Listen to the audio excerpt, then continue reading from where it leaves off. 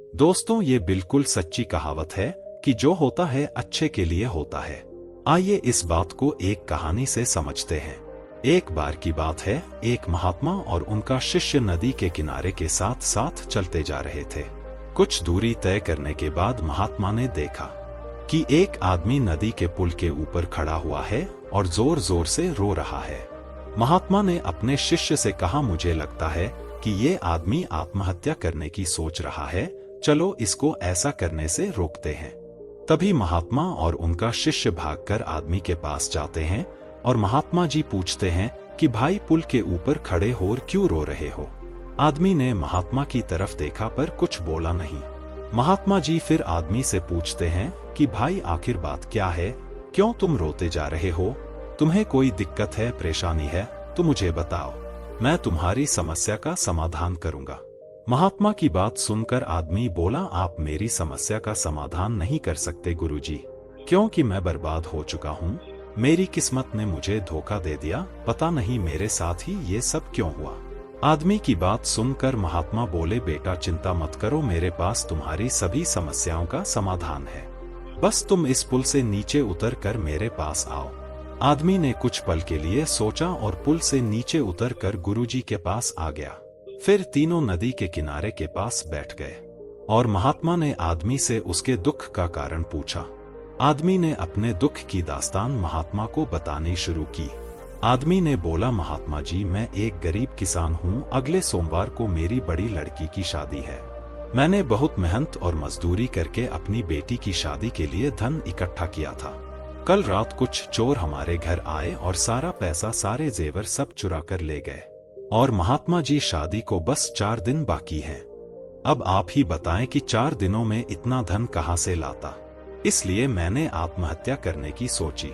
महात्मा जी मुस्कुराए और बोले, बेटा चिंता करने की बात नहीं है, जो होता है सब अच्छे के लिए होता है।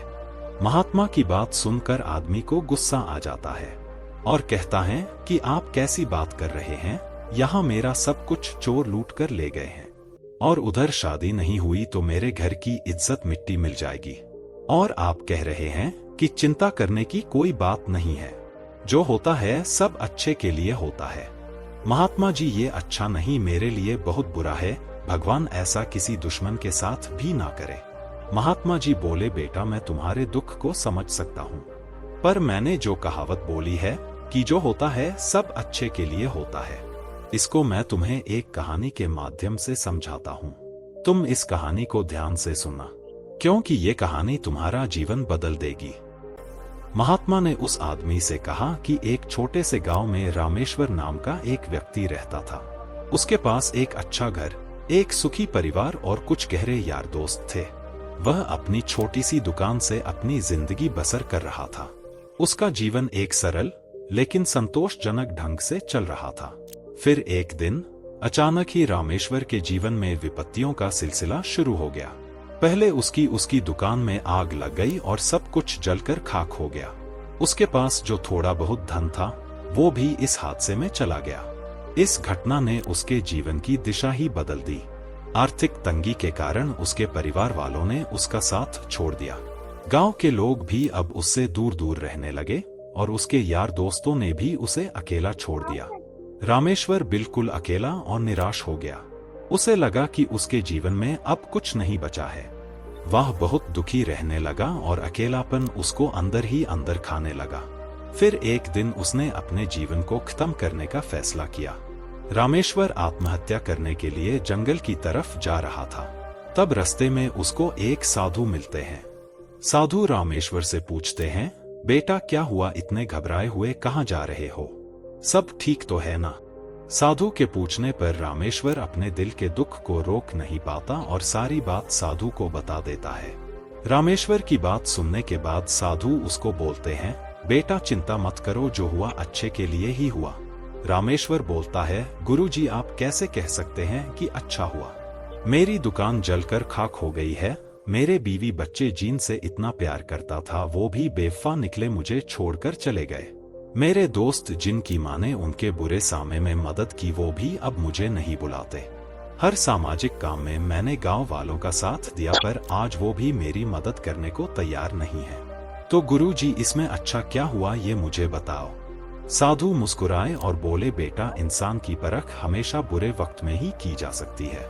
अगर तुम्हारे ऊपर बुरा वक्त नहीं आया होता तो तुम्हें कैसे पता चलता कि तुम्हारी पत्नी बेवफा है, जो तुम्हारे सुख में तो तुम्हारे साथ रही पर तुम पे हल्का सा दुख क्या आया वो तुम्हें छोड़कर चली गई।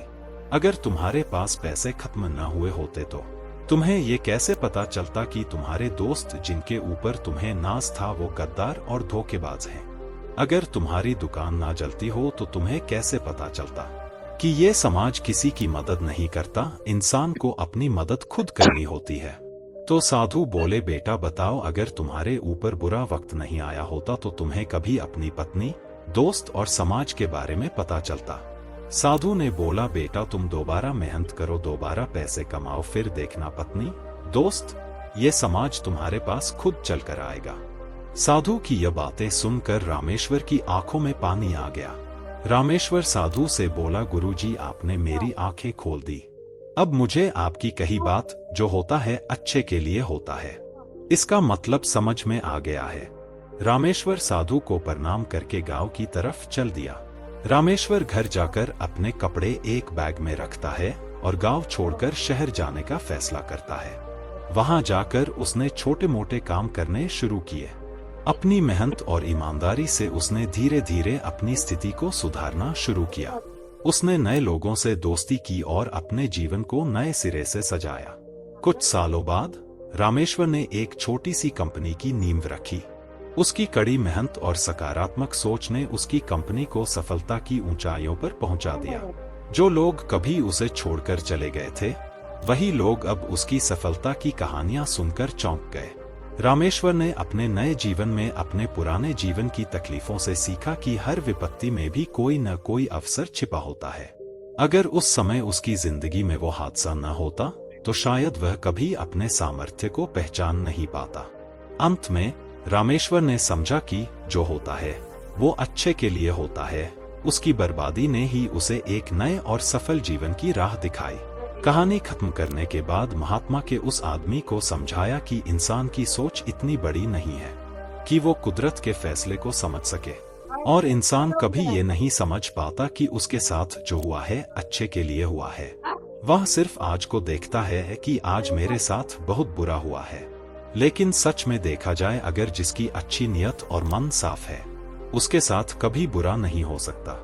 महात्मा ने उस आदमी से कहा कि जब भी तुम पर बुरा वक्त आए तो एक बात हमेशा याद रखना कि समय कितना भी बुरा हो, तुम्हारी जिंदगी में कितना भी दुख या परेशानी क्यों ना हो, एक वक्त के बाद सब ठीक हो जाता है और आसान बन जाता है।